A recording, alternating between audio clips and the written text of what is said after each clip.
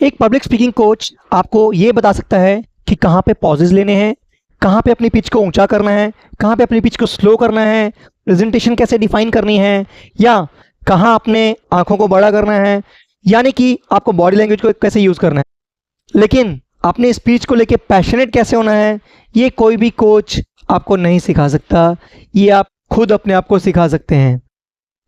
नमस्कार दोस्तों, स्वागत है आपका हमारे अगले वीडियो टॉक लाइक टेड के चैप्टर नंबर 1, जिसका नाम है unleash the master with in, know your passion. इस चैप्टर में ऑथर ने बात की है कि अपने पैशन को किस तरह से आइडेंटिफाई करें और पैशन का आपकी प्रेजेंटेशन में क्या रोल है।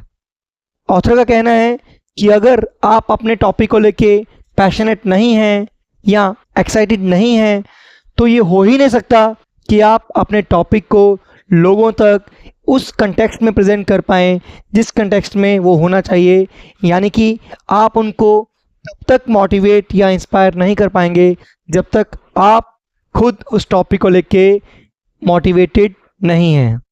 तो पैशन में ऐसा क्या है कि जो एक आम प्रेजेंटेशन को एक अलग लेवल पे लेके जाता है।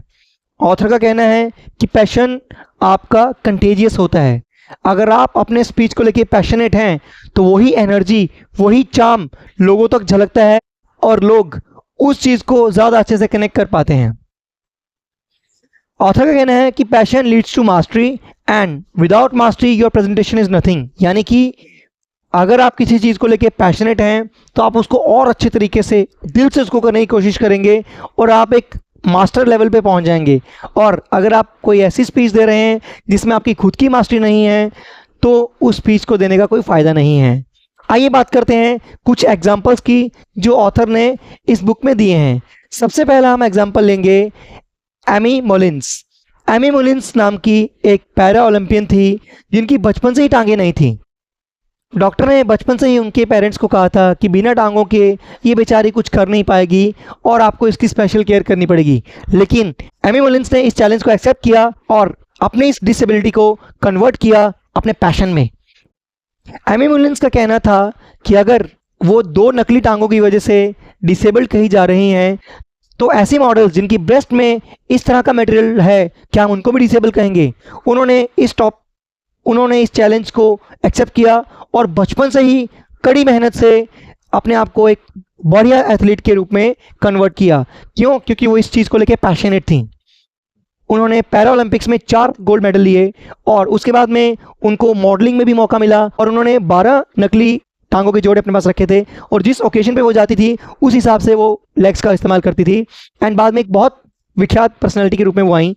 लेकिन जब वो अपना टेड टॉक देने के लिए आई तो उन्होंने ना प्रोस्थेटिक के बारे में बात की, ना डिसेबिलिटी के बारे में बात की, ना ही उन्होंने पैरा ओलंपिक्स, ना ही मॉडलिंग के बारे में बात की। उन्होंने बात की सेल्फ एस्टीम, कि लोगों की सेल्फ एस्टीम को किस तरह से उजागर किया जाए। तो वो पैशनेट थी लोगों की सेल्फ एस्टीम को ऊंचा करने के लिए, लोगों को एक बेहतर ज़िंदगी देने के लिए।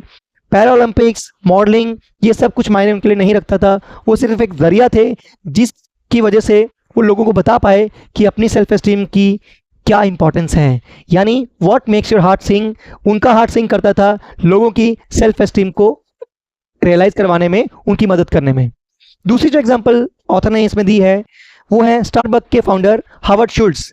हावर्ड शुल्ट्ज को जब ऑथर कार्विन गैलो ने पूछा कि वो किस चीज़ को लेकर पैशनेट हैं तो उनका आंसर कॉफ़ी नहीं था। उनका कहना था कि घर और ऑफिस, इसके अलावा कोई ऐसी एक जगह होनी चाहिए जहाँ पे एम्प्लॉयज़, कलीग्स आपस में अच्छे से बात कर पाएँ और उनको रिस्पेक्ट से ट्रीट किया जाए। इसके लिए वो इंटरेस्टेड थे या वो पैशनेट थे कस्टमर सर्विस में। तो स्टारबक्स जो स्टार्ट हुआ वो कस्टमर सर्विस से स्टार्ट हुआ और कॉफ़ी वहाँ का प्रोडक्ट निकल के आया जो आज पूरे वर्ल्ड में फेमस है। तो कहने का मतलब है कि अगर आप ओलंपियंस की बात करें या आप स्टारबक्स ऑनर की बात करें, उनका प्रोफेशन या उनका जो ब्रांड है, हो सकता है वो डायरेक्टली उस ब्रांड को लेके या उनके प्रोडक्ट को लेके पैशनेट ना हो, वो पैशनेट हो सकते हैं किसी और चीज़ के लिए, उनकी वाई के लिए।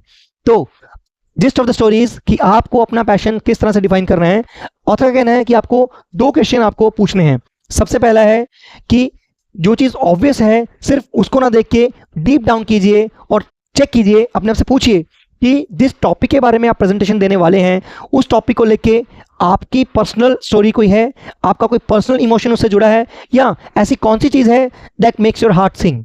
ऑथर ने बताया है कि पैशन सिर्फ आपकी पब्लिक स्पीकिंग या प्रेजेंटेशन में नहीं बल्कि आपकी जॉब में भी बहुत काम आता है।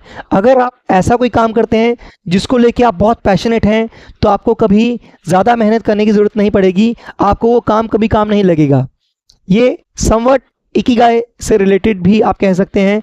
बुक इकिगाई जो कि जापानीज टेक्निक है अपने लाइफ के पर्पस को डिफाइन करने के लिए, उससे काफ़ी कनेक्टेड है। तो ऑथर का कहना है कि अगर आप ऐसा कोई टॉपिक या ऐसा कोई प्रोफेशन चूज करते हैं जिससे आप पैशनेट हैं तो आपको आपका काम कभी काम नहीं लगेगा, और आप जब उस बारे में लोगों से बात करेंगे तो आप इमोशनल तरीके से या लोगों से अच्छे तरीके से कनेक्ट होके उस बारे में बता पाएंगे। तो आशा करते हैं कि आपको आज का ये हमारा वीडियो पसंद आया होगा जिसमें हमने बात की कि role of passion in your speech. तो नेक्स्ट टाइम जब आप किसी टॉपिक पे स्पीच देने जाएं तो अपने आप से पूछिए कि आप उस टॉपिक से किस तरह से कनेक्टेड हैं, आपके कहाँ इमोशंस जुड़े हैं, वो इमोशंस आप लोगों तक पास कीजिए एंड आई एम श्योर कि आपका जो प्रेजेंटेशन है वो एक नेक्स्ट लेवल का होगा। तो वीडियो को अंत तक देखने के लिए बहुत बहुत धन्यवाद। अगर आपने हमारा ये चैनल अभी तक सब्सक्राइब नहीं किया है तो सब्सक्राइब कर लीजिए, क्योंकि आपके सब्सक्राइब करने से हमें बहुत मोटिवेशन मिलता है और हम अच्छे से अच्छे वीडियो आपके सामने लेके आने की कोशिश करते हैं। चैनल का नाम है learn with Rohin, let's be a better version. अगर हमारे वीडियो से आपकी लाइफ में कोई चेंज आ रहा है तो ये वीडियो लोगों से शेयर कीजिए, और अगर आपको वीडियोज़ अच्छे नहीं लग रहे तो आप फीडबैक दे सकते हैं, कमेंट करके बता सकते हैं कि कौन सा वीडियो आपको अच्छा लगा, कौन सा अच्छा नहीं लगा, और हम अपने वीडियो में ऐसा क्या करें कि ये वीडियो आपको अच्छा लगे। तो जुड़े रहिए हमारे चैनल के साथ में। चैनल का नाम है learn with Rohin, let's be a better version, and मिलते हैं नेक्स्ट वीडियो में नेक्स्ट एपिसोड के साथ में। जय हिंद, जय भारत।